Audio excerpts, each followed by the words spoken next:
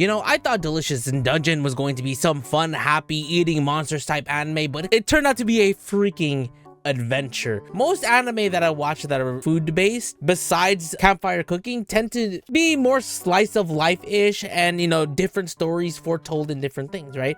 But whoa, this anime is crazy. So I've been watching this anime since last season weekly on Netflix, and I said last season it was probably like my favorite anime from last season. This season, it's, oh my god, it's chef's kiss, bro, because I felt like the first season with them like defeating the dragon and them doing what they needed to do to save Fallen, after that and the episode after, like, the second core turned into some dark, twisted, crazy things. Now granted, there's always some happy stuff in this anime still. There's a lot of happy moments when it comes to it, but let me tell you, this anime provides a lot of, there's like the darker lore that goes into it with the dark magic and everything. It's just, there's a lot, and the situations that happen within the dungeon. People actually die within the dungeon. There's a lot of betrayal in the dungeon. There's people trying to make a profit off of people dying, etc, etc. When we see fantasy anime of people going into the dungeons, yes, we expect that there's going to be a darker side of what we get from anime. This one, it gives us like a good mix of both good and bad.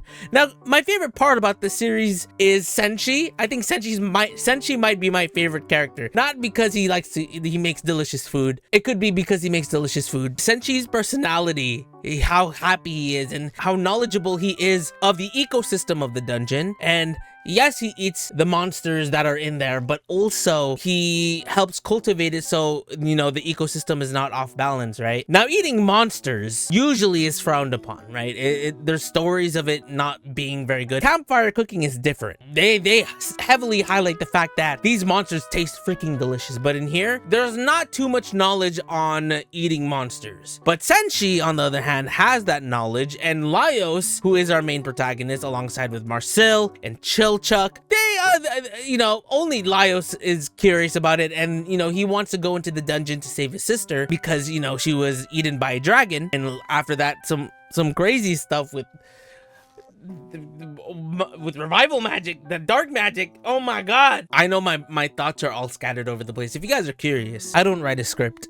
I just talk. I just finished watching the most recent episode of Delicious in Dungeon, that's why. And they added a new member to the group, and she was added to the intro, which is pretty cute, which is Izutsumi. I think that's how to say her name, the little cat girl. There's a lot of characters that get introduced to this from Laios' previous party, some parties that end up joining them up later. There's so many rules of the dungeon that we're still like breaking down as the story goes on. This second season, I love how it took kind of like a darker turn compared to the first part, right? The first core of Dungeon Meshi was, or Delicious in Dungeon, them trying out different foods, them trying to survive to get to the lower levels where they were at. Once they got to the lower levels, they get more lore of the dungeon, the things that are really suspect about it. I just think this anime it provides a lot of things that I would want from an anime. Good looking food, phenomenal anime. I like the animation a lot. The art style may, you know, look a little bit weird to people, but I personally like it a lot. I love the whole fantasy magic-esque type of thing. This is not an isekai, this is just fantasy. And even then, we're getting like a lot of growth from characters like from Chuck, Marcel, and Laios. Those three are getting the most growth out of everything. I feel like Senshi's just there for the ride. He's just cooking for them and hanging out with them. He's like the dad. He's like dad, just taking care of his kids. And they all have their own specialties. Kind of like how I feel about One Piece, right? One Piece with Luffy, he's the captain, but even though he is the captain, he needs to rely on other people around him. Here we have Chuck, who's able to disarm traps and open treasure. We have Marcel, who specializes in magic. Senshi, he can cook. And Laios is just very knowledgeable about monsters and knows a lot about their weaknesses because he studied monsters because he found so much interest into it. And now even their newest member, Izutsumi, she's very good at combat, so she can fight monsters easily. The second core is just very interesting, and I cannot wait to see what else they have in store for us. And let me know in the comment section below if you guys are watching Dungeon Meshi, because if you aren't, you're missing out, man.